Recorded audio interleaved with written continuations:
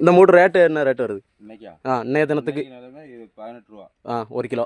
ஒரு 5 கிலோ இருக்குமா அது? இது 4.5 கிலோ இருக்கும். காம்பு எல்லாம் கழிச்சா காம்பு கழிச்சா 4.5 4. சரி, அப்போ 5 கிலோன்னு வையேன். 50 ஒரு 8 போட்டா 8 40 90 ரூபா.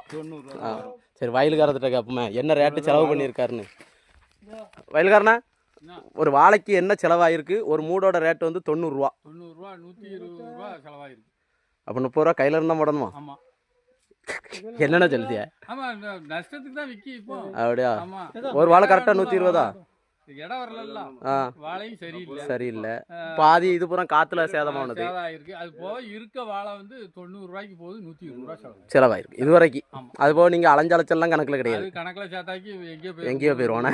200 ரூபா ஆயிரும் செலவு. 200 ரூபா. தண்ணி எல்லாமே விலைக்கு தான். அதெல்லாம் விலைக்கு தான். இப்போ தண்ணி குளத்துல இருக்க தண்ணி மாயம் இல்லைன்னா விலைக்கு தான் அடிச்சாகணும்.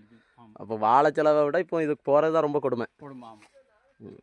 ஒரு 2-3 நாள் கழிச்சு வெட்டணும்னு பார்த்தாலும் நிற்காது. அப்படிதானே? சர்வல் அடிச்சிருக்குல்ல, சர்வல் அடிச்சா காட்டுல சாயும்ல, பழுத்து போவோம். இல்லைன்னா வியாபாரியை குறைச்சுன்னா வியாபாரியை குறைச்சலி ஒன்றும் ஆகப்படுறது இல்லை.